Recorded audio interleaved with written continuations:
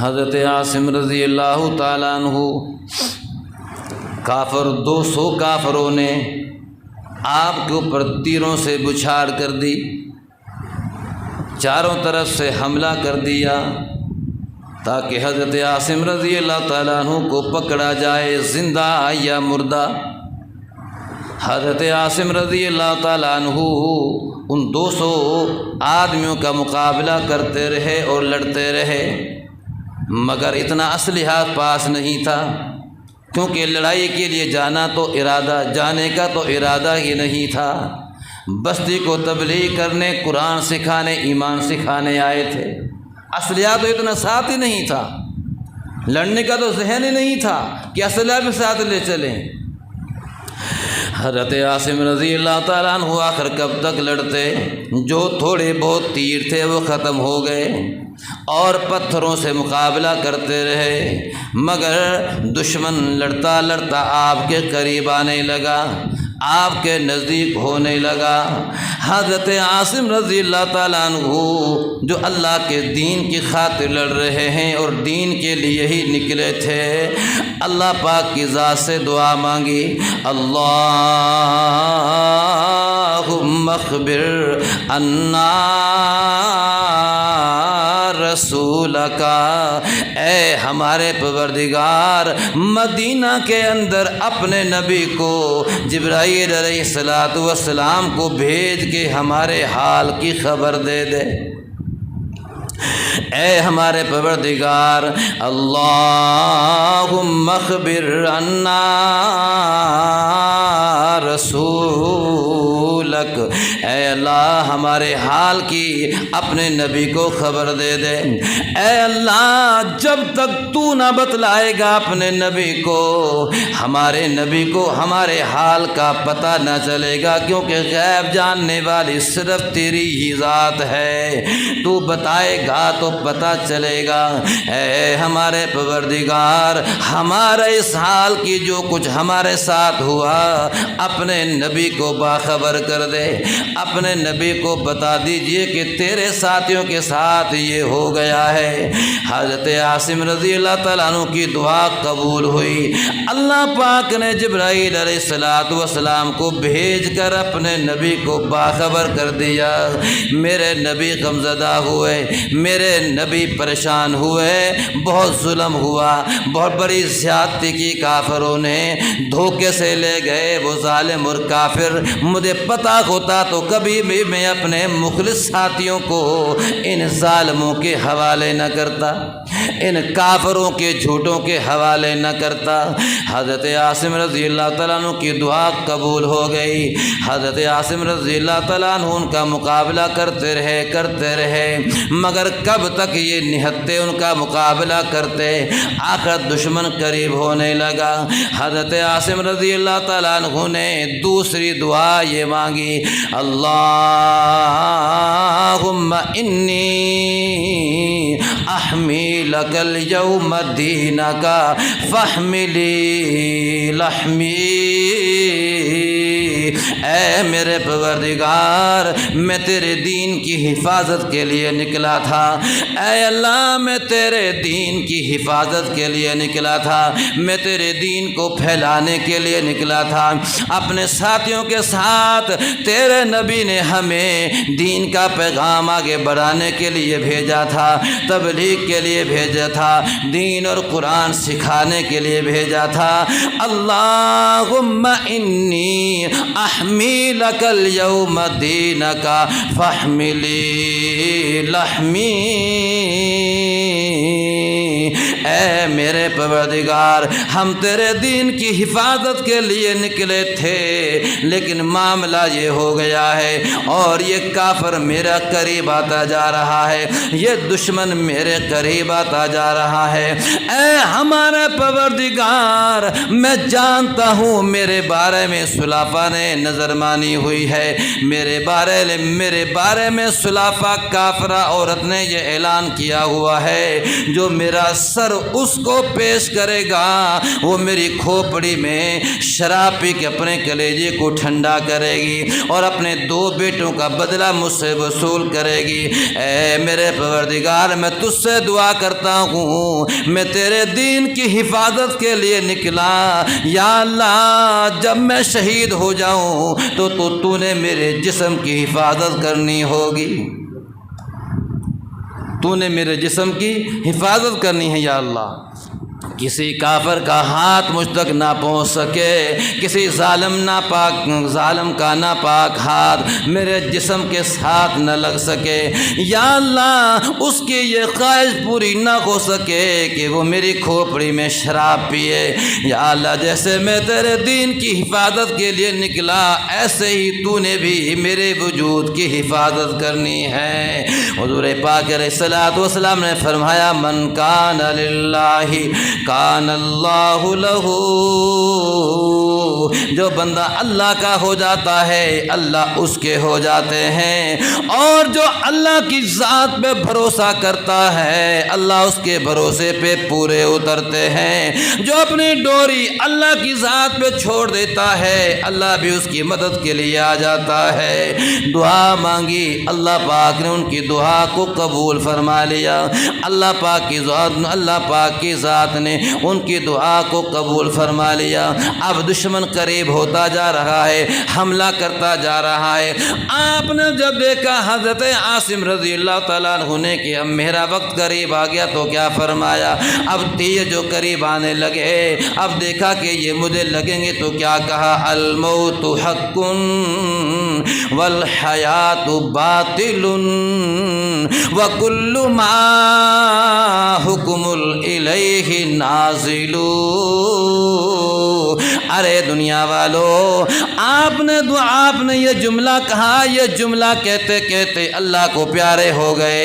الموت حق والحیات باطل، آپ نے فرمایا موت یقینی ہے، دنیا کا چھوٹ جانا بھی یقینی ہے۔ آپ نے فرمایا موت کا آنا بھی یقینی ہے، دنیا کا چھوٹ جانا بھی یقینی ہے۔ وَكُلُّ مَا حُكْمُ الْإِلَيْهِ نَازِلُ، اور جو فیصلہ میرے رب نے کر لیا ہے اس کا ہونا بھی یقینی ہے، اس کا ہونا بھی یقینی ہے۔ یہ کہتے ہوئے تیر لگتے رہے اور شہید ہو گئے، اللہ کے دین کے لیے شہید ہو گئے، شہادت کا جام نوش کر لیا۔ اب کافروں نے جو دور سے تیر مارتے رہے، اب انہوں نے دیکھا کہ وہ شہید ہو گئے ہیں، اب انہوں نے سر قلم کرنا تھا، سر کو لینا تھا تاکہ خلافہ کے سامنے پیش کیا جائے، اس سے 100 اونٹوں کا انعام لیا جائے۔ اور لیکن یہ اللہ کے بندے تھے، لیکن یہ مرنے والے، انہوں نے جان اللہ کے نام پہ دی تھی اور دعا بھی مانگی تھی اللہ پاک سے، اور جو اللہ کا ہو جاتا ہے اللہ اس کی آخرت تو بناتے ہی بناتے ہیں، دنیا میں بھی جو دعا مانگتا ہے اللہ قبول فرما لیتے ہیں۔ اللہ پاک کی ذات نے ناش کی حفاظت کے لیے شہد کی مکھیوں کو بھیج دیا۔ اللہ پاک کی ذات نے ان کے وجود کی حفاظت کے لیے، تاکہ کسی کافر ناپاک کا ہاتھ میرے پاکیزہ بندے کو نہ لگ سکے، میرے دین کی خاطر مرنے والا، میرے دین کی خاطر کٹنے والا، میرے نام پہ جان کی بازی لگانے والا، میرے نبی کا صحابی، کسی کافر کا ناپاک ہاتھ نہ لگے۔ اللہ پاک کی ذات نے وجود کی حفاظت کے لیے آپ کی دعا کو قبول کرتے ہوئے شہد کی مکھیوں کو بھیج دیا، وہ آ گئیں تاکہ کوئی بھی شیطان قریب نہ آ سکے۔ ان ظالموں نے، کافروں نے دیکھا کہ مکھیوں کی شہد کا کیا کام ہے میت پہ آنا، دور سے کھڑے پرے ہٹ کے دیکھ رہے ہیں اور سوچ رہے ہیں مکھیوں کا کیا کام ہے میت کو پرانا، یہاں بیٹھنا، اس کا کام تو وہی ہے جو اس کا کام ہے۔ انتظار کیا کہ آخر اب نہیں، 1 گھنٹے کے بعد 2 گھنٹے کے بعد انہوں نے چلا جانا ہے، انہوں نے کیا لینا ہے اس میت سے۔ جیسے ہی یہ مکھیاں چلی جائیں گی سکون سے سر قلم کر لیا جائے گا۔ اس انتظار انتظار میں کھڑے ہیں، مگر ان ظالموں کو پتہ نہیں یہ شہد کی مکھیاں آئی نہیں، ان کو بھیجا گیا ہے۔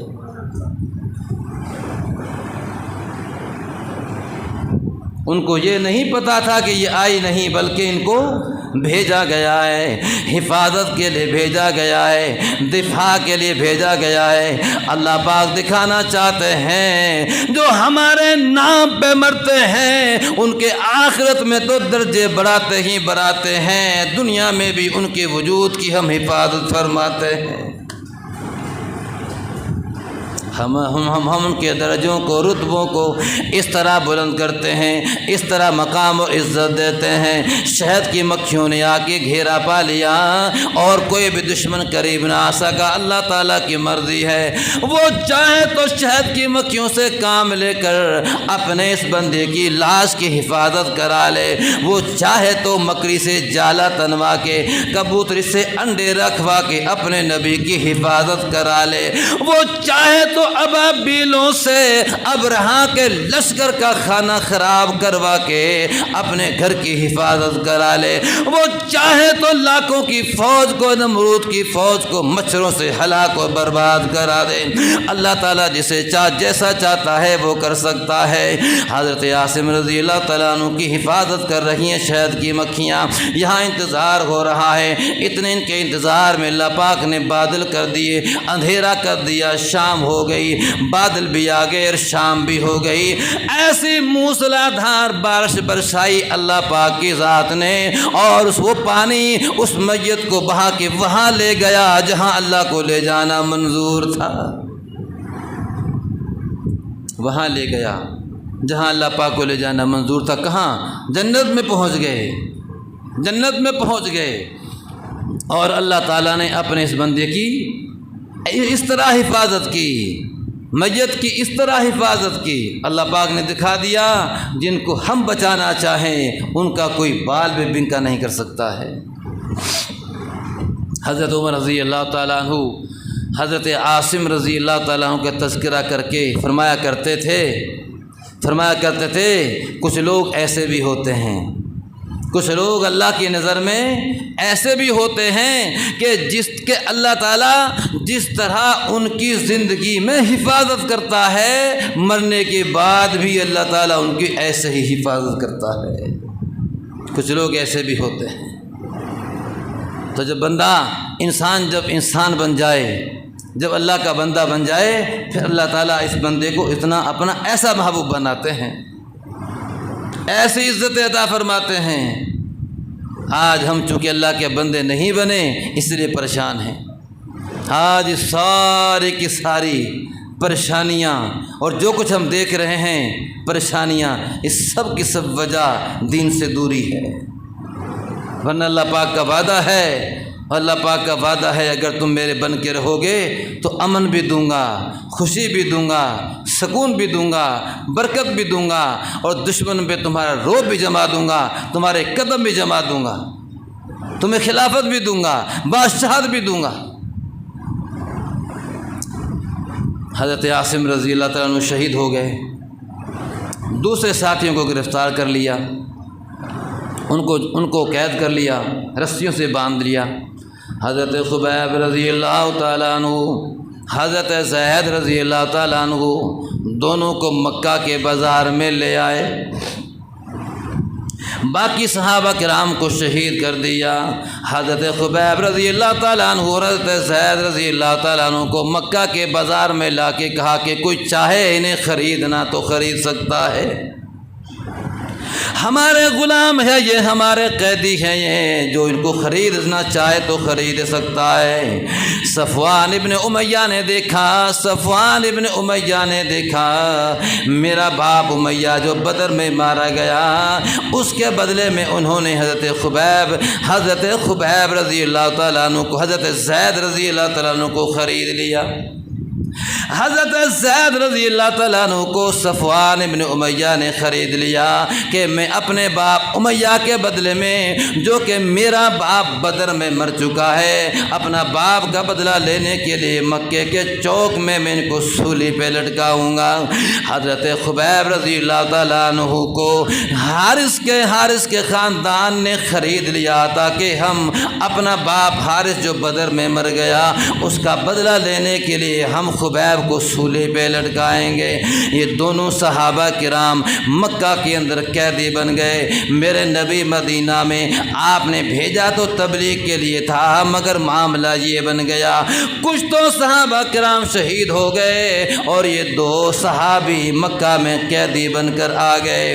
حضور پاک علیہ الصلوۃ والسلام کو اللہ نے یہ سارے حال کی خبر مدینہ میں پہنچا دی۔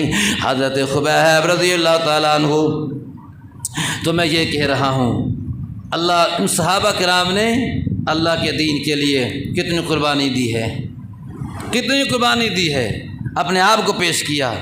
لیکن جب انہوں نے پیش کیا اپنے آپ کو تو اللہ پاک نے ان کو دنیا میں بھی عزت دی اور آخرت میں بھی عزت دی۔ حضرت خبیب رضی اللہ تعالیٰ عنہ قیدی بن گئے،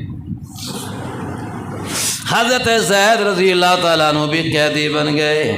حضرت خبیب رضی اللہ تعالیٰ عنہ کا کھانا بند کر دیا، حارث کے خاندان والوں نے، بیٹوں نے کھانا بھی بند کر دیا، پینا بھی بند کر دیا تاکہ بھوکا تڑپے، یہ تڑپے گا ہمیں خوشی ہوگی، ہمارے باپ کا بدلہ ادا ہو رہا ہے، یہ بھوکا اور پیاسا تڑپے گا، ہم دیکھیں گے تو طبیعت ہماری خوش ہوگی۔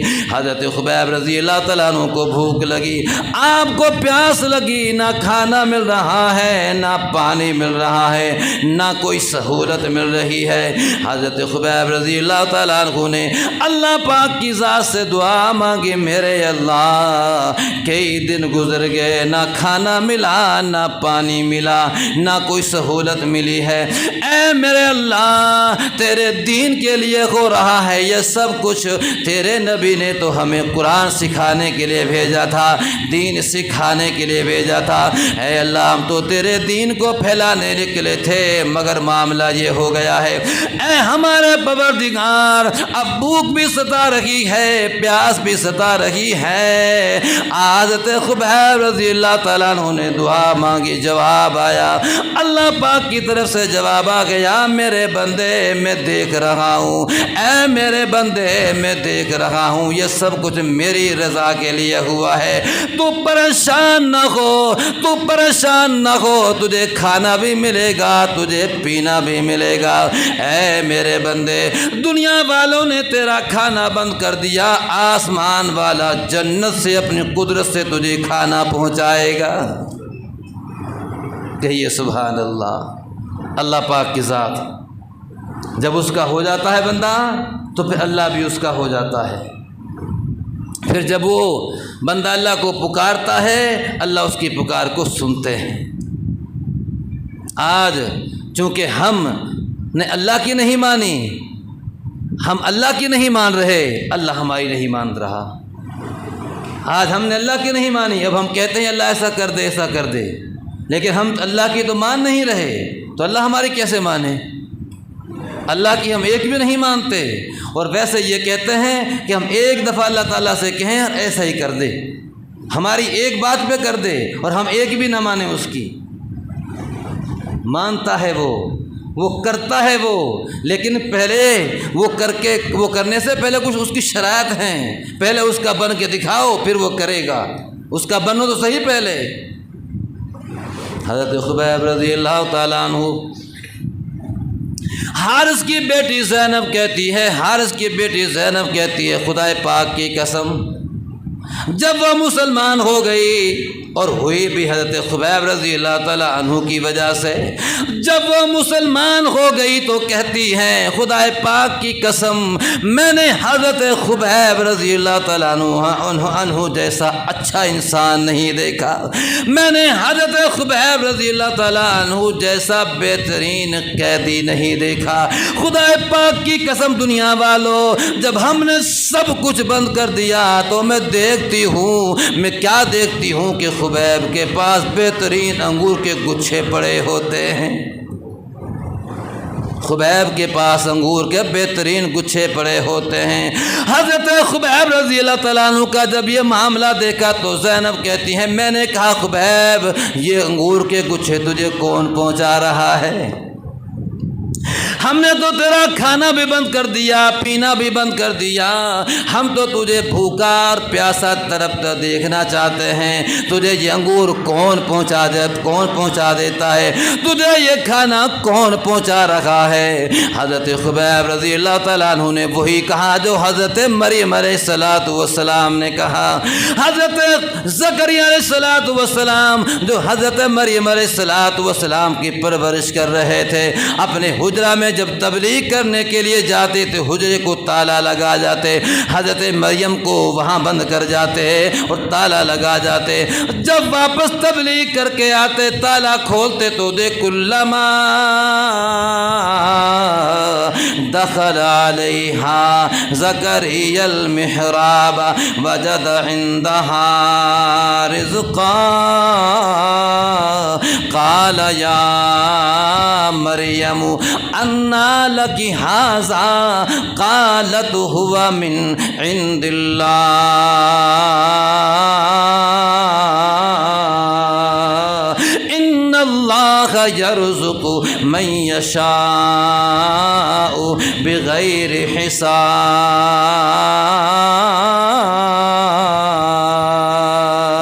کہو سبحان اللہ۔ حضرت زکریا علیہ السلام اللہ کا قرآن 3 پارہ اللہ کا قرآن کہتا ہے حضرت زکریا علیہ السلام جب تالا کھولتے حجرہ کھولتے دیکھتے بہترین پھل پڑے ہیں، بے موسم پھل، ہر طرح کا پھل حضرت مریم علیہ السلام کے سامنے ہے۔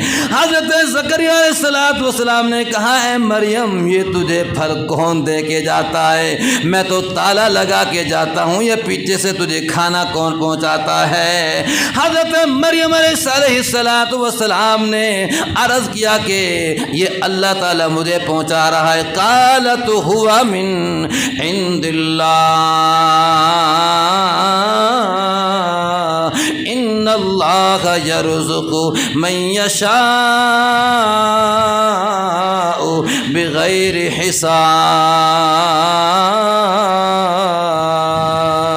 میرے اللہ نے یہ مجھے پہنچایا ہے، میرا اللہ وہ ہے جو بغیر حساب و کتاب کے رزق عطا فرمانے والا ہے۔ میرے اللہ نے پہنچایا، وہ پہنچاتا ہے مجھے۔ اللہ تعالیٰ کے لیے ایسا کرنا کیا مشکل ہے؟ حضرت خبیب رضی اللہ تعالیٰ عنہ نے بھی کہا کہ زینب یہ کھانا مجھے میرا اللہ پہنچا رہا ہے، میرا اللہ پہنچا رہا ہے۔ حضرت زینب نے جب یہ معاملہ دیکھا، جب یہ منظر دیکھا تو کہنے لگی کہ واقعی اللہ کے علاوہ کوئی اور تمہیں یہ کھانا پہنچانے والا نہیں ہے، ورنہ ہم نے تو تیرا کھانا بند کر دیا ہے۔ حضرت خبیب رضی اللہ تعالیٰ عنہ اللہ کی رضا کے لیے قیدی ہیں، قیدی بنے ہوئے ہیں، دن گزر رہے ہیں، وقت گزر رہا ہے، آخر انہوں نے اعلان کر دیا، حارث کے خاندان نے اعلان کر دیا کہ اب کل صبح کو مکے کے فلاں چوک میں حضرت خبیب کو سولی پہ چڑھایا جائے گا، سولی دی جائے گی۔ حضرت خبیب رضی اللہ تعالیٰ عنہ کو بھی بتا دیا صبح تیرا آخری دن ہے۔ حضرت خبیب رضی اللہ تعالیٰ عنہ نے ان گھر والوں سے، حارث کے گھر والوں سے کہا آپ ذرا مہربانی کیجئے مجھے اس طرح دے دیجئے، اتنے دن سے میں قیدی ہوں، میں اپنے بالوں کی صفائی کر لوں، میں اپنے زیر ناب بالوں کی صفائی کر لوں، اپنے بغل کے بالوں کی صفائی کر لوں، آپ مجھے اس طرح دے دیجئے، کئی دنوں کا میں قیدی ہوں، صبح میں نے شہید ہو جانا ہے، صبح میں نے اپنے اللہ کے دربار میں پہنچ جانا ہے، لہذا مجھے اس طرح دے دیجئے۔ حضرت خبیب رضی اللہ تعالیٰ عنہ کو اس طرح دے دیا گیا۔ زینب کہتی ہیں میرا چھوٹا سا بیٹا، مجھے پتہ بھی نہ تھا، وہ کھیلتا کھیلتا ہوا خبیب رضی اللہ تعالیٰ عنہ کے پاس پہنچ گیا اور حضرت خبیب رضی اللہ تعالیٰ عنہ کی گودی میں جا کے بیٹھ گیا اور حضرت خبیب رضی اللہ تعالیٰ عنہ کے ہاتھ میں میں اس طرح تھا جو ہم نے دیا تھا۔ زینب کہتی ہیں جو اچانک میری نظر خبیب پہ پڑی تو میری چیخ نکل گئی کہ میرا بچہ تو مر گیا۔ اچانک میری چیخ نکلی، میں نے شور مچایا کہ میرا بچہ مر گیا، اس نے تو صبح شہید ہونا ہی ہونا ہے، اس نے تو صبح مرنا ہی مرنا ہے، مگر یہ میرے بچے کو نہیں چھوڑے گا، میرا بچہ تو اس کے قبضے میں آ گیا ہے، کیسے بچے گا؟ حضرت خبیب رضی اللہ تعالیٰ عنہ سمجھ گئے اور اس کا رونا دھونا سمجھ گئے۔ آپ نے فرمایا زینب تو پریشان نہ ہو، میں عام بندہ نہیں، میں محمد الرسول اللہ کا غلام ہوں، میں محمد الرسول اللہ کا غلام ہوں۔ ایسا نہ سمجھ جیسا تمہارا ذہن بنا دیا گیا ہے، میں اس نبی کا غلام ہوں جو سچا نبی ہے، میں اس نبی کا غلام ہوں جو صادق المصدوق نبی ہے، سچا نبی ہے، اچھے اخلاق سکھاتا ہے، دیانت داری امانت داری سکھاتا ہے۔ میں اس نبی کا غلام ہوں جس نے عین لڑائی کے موقع پہ بھی اپنے صحابہ سے فرمایا، اے میرے صحابہ، لڑائی کے موقع پہ بوڑھے کو نہ مارنا، عورتوں کو نہ مارنا، بچوں کو نہ مارنا، کیونکہ ان سے ہمیں فتنے کا ڈر نہیں ہے، ہم نے تو کافر اس لیے مارنا ہے تاکہ فتنہ ختم ہو جائے۔ کافر کو کافر سمجھ کے نہیں مارا جاتا بلکہ اس کے فتنے کو ختم کرنے کے لیے اسے لڑا جاتا ہے تاکہ فتنہ نہ رہے،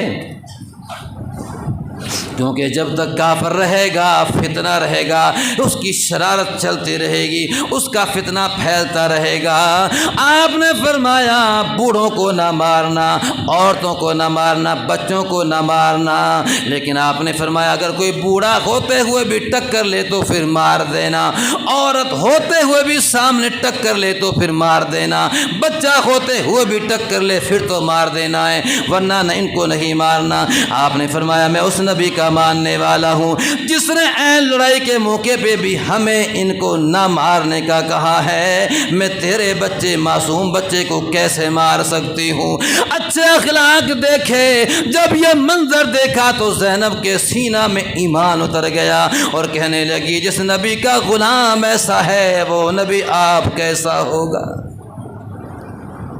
زینب کہتی ہے میں نے کہا جس نبی کا غلام ایسا ہے وہ خود نبی کیسا ہوگا؟ پھر شر کہتا ہے سن سن کے صحابہ کی باتیں،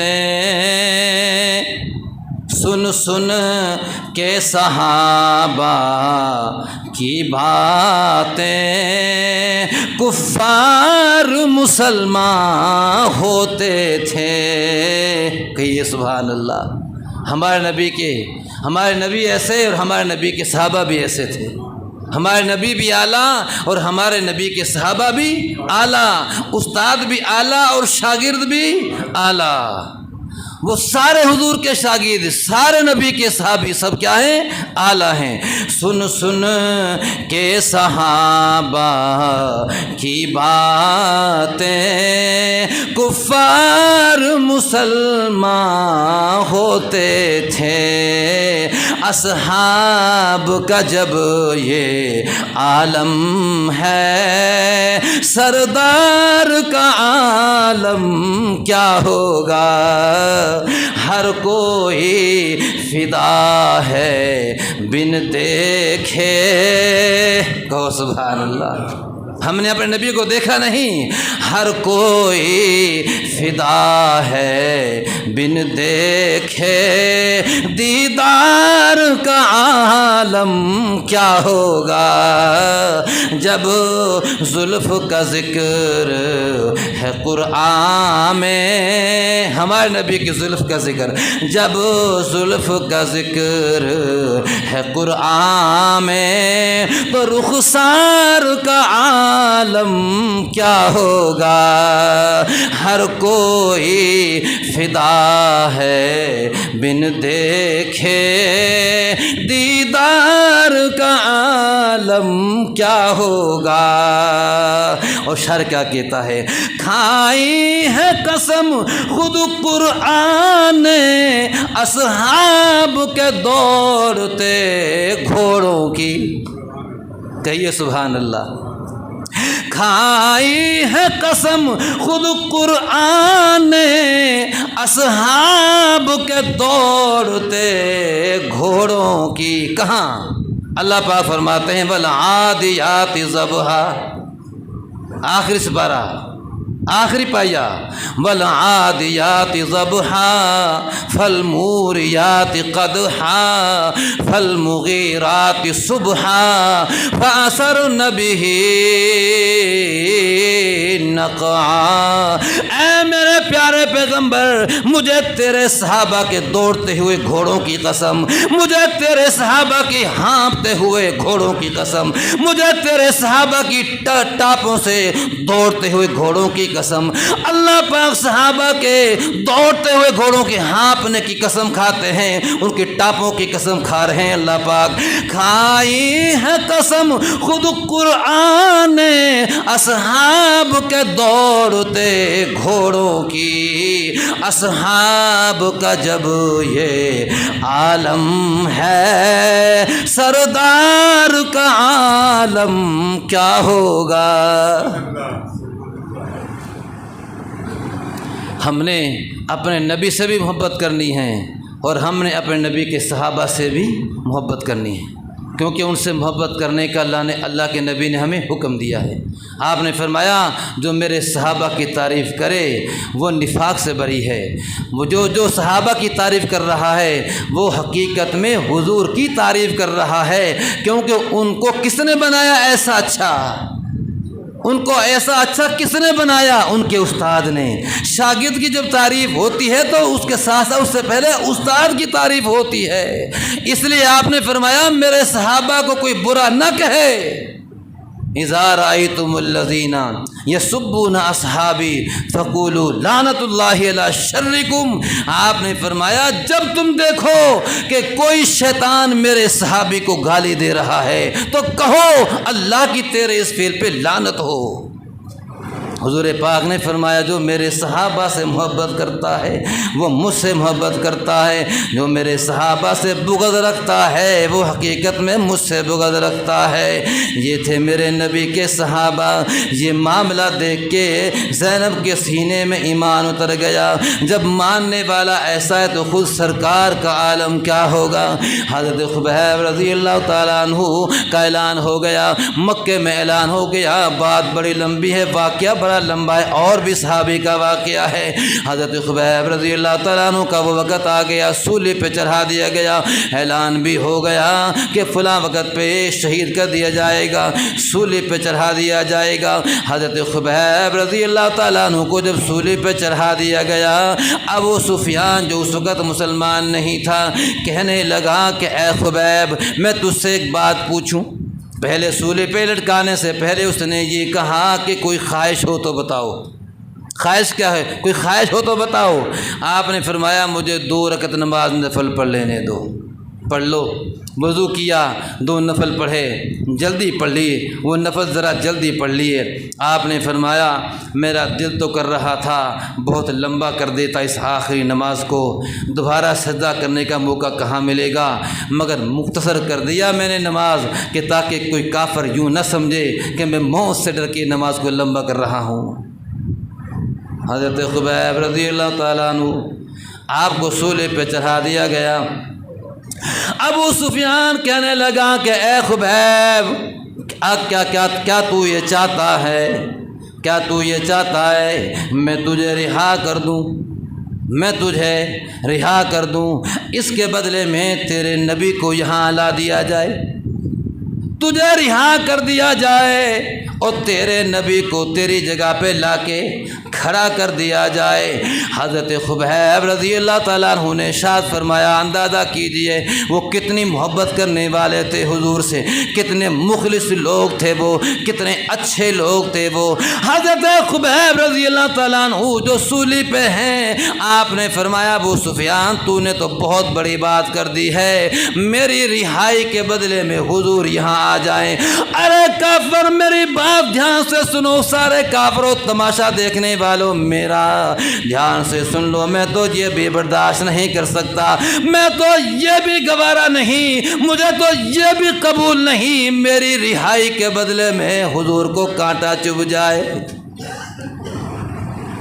اگر کوئی بندہ یہ میرے سامنے یہ پیشکش کرے ایسے وقت میں جب کہ میں سولی پہ ہوں، کوئی بندہ مجھے یہ پیشکش کرے کہ تجھے رہا کر دیا جاتا ہے مگر تیرے بدلے میں حضور کو کانٹا لگے گا، حضور کو کانٹا چبھنا برداشت کرنا پڑے گا، تو آپ فرمانے لگے میں تو اتنا بھی برداشت نہیں کروں گا میری رہائی کے بدلے میں میرے نبی کو کانٹا بھی چبھے، ارے میری جان جائے تو جائے مگر میرے نبی کو کانٹا تک نہ چبھے۔ یہ تھے صحابہ کی محبت، یہ تھے صحابہ، اس لیے ہم نے ان سے محبت کرنی ہے۔ شاعر کہتا ہے وہ دیوانے محمد دے میں دیوانہ صحابہ دا، کہیے سب سبحان اللہ۔ میرے دوستو وہ حضور کے دیوانے تھے تو ہم وہ حضور کے غلام تھے، اور ہم کون ہیں؟ ہم حضور کے غلاموں کے بھی غلام ہیں، ہم حضور کے غلاموں کے بھی غلام ہیں۔